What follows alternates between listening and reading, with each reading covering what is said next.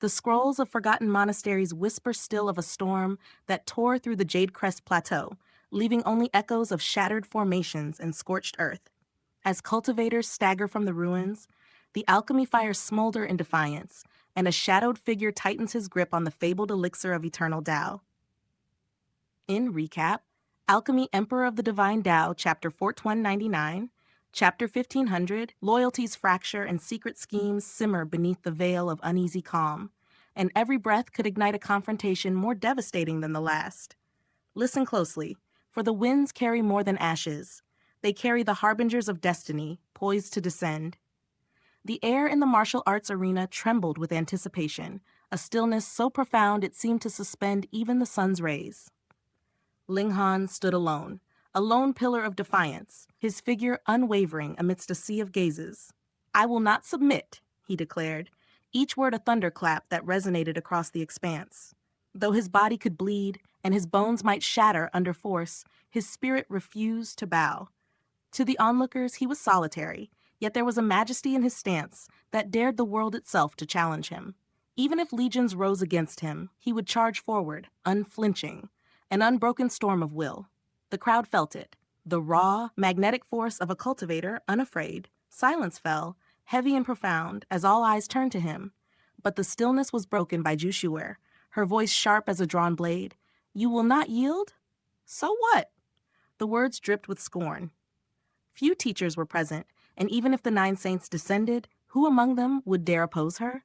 To betray a master, to undermine an ancestor, such acts were unthinkable, and yet her arrogance cast a shadow over the arena. Ling Han's gaze swept over the assembly, icy and unwavering. "Who here feels I have lost?" His eyes, like twin auroras of conviction, met no return. Heads bowed, eyes averted, the assembly silent under the weight of truth. But silence alone could not protect him. From the midst of the spectators, a figure emerged, Empress Luan Xing, her imperial aura radiant, her disdain for Ju Shuer unmistakable.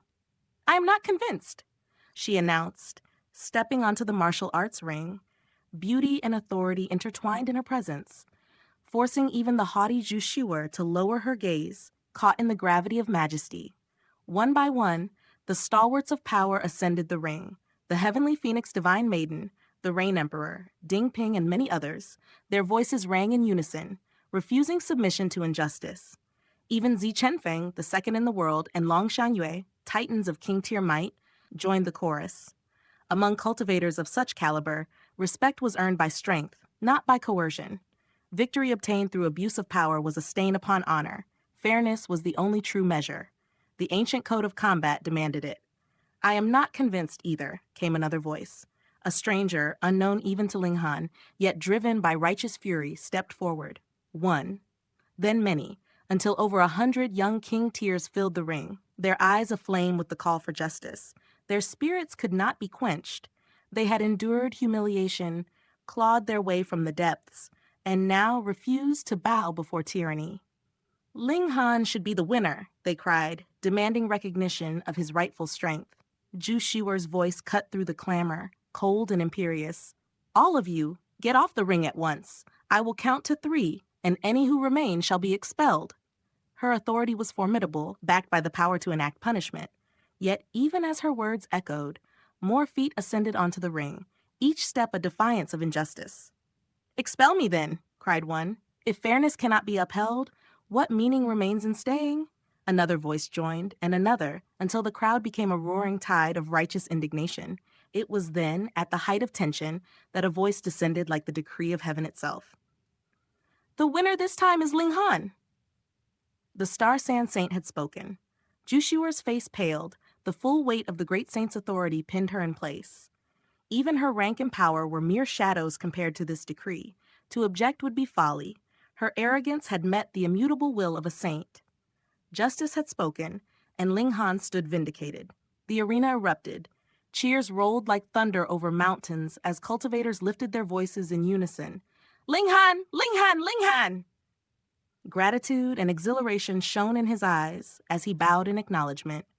The Star Sand Saint's judgment had validated not only his victory, but the moral clarity that had fueled it. And yet, Ling Han's mind burned with the realization of what lay beyond mere backing by a great saint. Only his own strength could safeguard truth and justice in this world. Jushuar departed in wrathful silence. Gudaoyi descended the ring with a scowl that shadowed his features, and the remaining teachers retreated, their pride stung.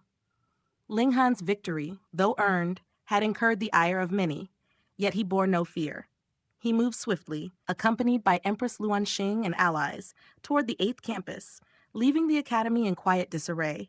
They slipped past unnoticed, for confrontation now was unnecessary. Plans were already in motion.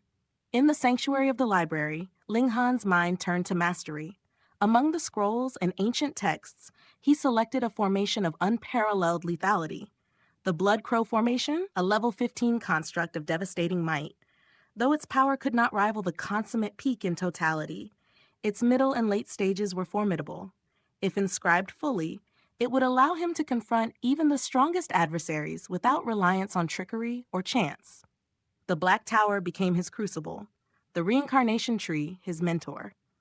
Beneath its watchful boughs, he delved into the Dao, seeking understanding and precision in the execution of his new formation, days blurred into nights, time bent to the will of his cultivation. 7 days hence, Wei Jin returned, flanked by the seniors who had awaited him. Their aggressive search met only emptiness. Linghan had departed long before, leaving their strikes to find only shadow. News of the confrontation spread swiftly. How Jushuar had attempted deceit, how Linghan had refused submission, how the masses had risen, and how the Star Sand Saint had finally rendered judgment. Even the seniors, bound by tradition, could not suppress their admiration. Linghan's iron will, his unyielding heart, had carved justice from chaos. His resistance, his courage, had earned him not only victory, but the respect of all who sought the path of the saints. And so, amidst the lingering echoes of cheers and the fading tension of the arena, Linghan's legend grew, a beacon of righteous power, a cultivator whose spirit neither submission nor fear could touch. The path ahead remained treacherous, but he had taken another step into the annals of immortality, his soul tempered by trial and unwavering resolve. In the heart of the secluded Black Tower, where the whispers of time carried no weight, Linghan immersed himself in the art of formations. Outside, the world marched on relentlessly, yet he was untouched, absorbed entirely in the symphony of patterns and energy. 2 years passed as silently as the drifting clouds. Then, beneath the gnarled limbs of the reincarnation tree, Linghan's eyes snapped open. The Blood Crow Formation, a marvel of saintly design, was now his to command. In the realm of formations, mastery was a layered truth. Formations below saint level yielded to comprehension alone, a mind attuned to their intricate flows. But for the saint level, understanding alone was insufficient. One must possess the power of construction itself, the ability to weave patterns into reality with authority. Without such essence, even a saint-level formation inscribed upon a formation eye would lie dormant, impotent. Like a saint tool clasped by an eternal river tear, its brilliance could be dimmed, its true potential shackled by insufficient regulation. Linghan, wielding the 9 heavens flame as both instrument and sword, etched the patterns upon his godly bones. Prior inscriptions were mere trifles. The indestructible heaven scroll would naturally restore any fracture. With mind as quill, will as brush, and flame as ink, he carved the intricate patterns, 100-fold more complex than level 14 formations. Yet ascension to the eternal river tier had sharpened his divine sense, quickened his hand, and allowed him to move with unmatched precision. The gap he had breached, from the pinnacle of the heavenly body tier to the eternal river tier, was monumental, far surpassing any mere numerical step. 10 formations now adorned his godly bones, each a testament to his will and power. Half of the Blood Crow formation could still fit within him, yet Linghan deemed it unnecessary. Incomplete formations offered no strength. Satisfied, he emerged from the Black Tower, leaving years of silent cultivation behind. Outside, the world had not waited idly. Many remained stagnant, yet Empress Luanxing, the heavenly phoenix divine maiden, and others had flourished. With academy resources, refined divine pills, and the Dao beneath the reincarnation tree to guide them, their progress was undeniable. Linghan's residual divine sense, left as a guardian over his chambers, ensured that any who dared enter were guided into the Black Tower without challenge. For one of his stature, it was trivial. "You've succeeded?" The heavenly phoenix divine maiden approached, eyes bright with anticipation. Linghan nodded, a single, deliberate N passing his lips. Empress Luanxing presented a tightly sealed jade box. Saintly origin, she said softly, a treasure distilled from the very essence of heaven and earth, carrying the regulations the saint had grasped. A boon beyond measure for cultivators still beneath saint level. Linghan, with a sly glimmer in his eyes, simply said, "You use it." Startled for a heartbeat, Empress Luanxing quickly grasped his intent. He wished her advancement to sainthood not for her benefit alone, but to align with his desires. She smiled, tucking away the jade box, resolved to advance swiftly. Linghan turned to the heavenly phoenix divine maiden, planting a gentle kiss on her cheek. She rolled her eyes, unyielding as ever, a leopard unchanged in nature. "Any disturbances while I was away?" Linghan inquired. The heavenly phoenix divine maiden's lips curved as she replied, "Of course, but they were all repelled by Big Sister." Linghan chuckled. Even in her low extreme, Empress Luanxing wielded a weapon capable of overwhelming challengers. Who could dare oppose her now? Linghan's mind then turned to Gu Daoyi. "I need a way to deal with him," he murmured, chin supported by his hand. Yet even he knew action in the academy was impossible. 10 saints patrolled every corner, their divine sense an unyielding watch. Gu Daoyi, like a gem under scrutiny, could not move without drawing notice. The only way is to lure him to an ancient site, force his hand, and then act, Linghan decided. Gu Daoyi, versed in the 9 Deaths Heaven art like Empress Luanxing, sought to refine her cultivation fruits. Only one could endure. Linghan's resolve was clear. He would ensure his wife's survival and her accelerated advancement. Suddenly, a memory sparked. A set of coordinates, obtained long ago in the lower realm, where the remnants of the immortal realm had been forcibly sealed.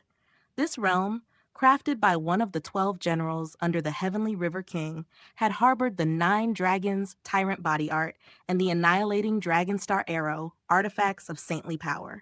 Now, with his own strength, Linghan could discern the truth. The 12 generals were undoubtedly saints. The Heavenly River King himself, perhaps a saint king, must have been formidable beyond imagination. A revelation struck. The coordinates led to a treasure of unimaginable origin, a secret of the fallen Heavenly River King. Should it surface, Gu Daoyi would be compelled to pursue it. Linghan's lips curved into a grin. Embellishment was unnecessary. Temptation alone would suffice. He devised a plan, sharing it with Empress Luanxing and the Heavenly Phoenix Divine Maiden. 10 days hence, they would venture forth, prepared for the ancient site and its latent perils. Before preparations could be finalized, a familiar voice rang out. "Master! Master!" Dingping came rushing, breathless. "The Star Sand Saint has declared a saintly decree. Gu Daoyi will be his 10th personal disciple." Indignation flared across Dingping's face. To his mind, Linghan had earned such recognition, yet the saint had chosen otherwise. Linghan merely smiled. He harbored no desire to claim the Star Sand Saint as master. Enrollment and discipleship were not one and the same. "Why do you seem so unconcerned?" Dingping pressed. Worry etched deep. The will of a saint, he argued, was the strike of heaven itself, capable of severing destiny. Yet Linghan's gaze remained steady. Saints, true embodiments of the Dao, indeed represented the heaven's will, but even the favor of one could not shake his resolve. The currents of fate would bend, but not break, for those with vision and patience. The stage was set, the pieces moving. Soon, Gu Daoyi would walk into the trap of his own desire, and the winds of destiny would shift in Linghan's favor.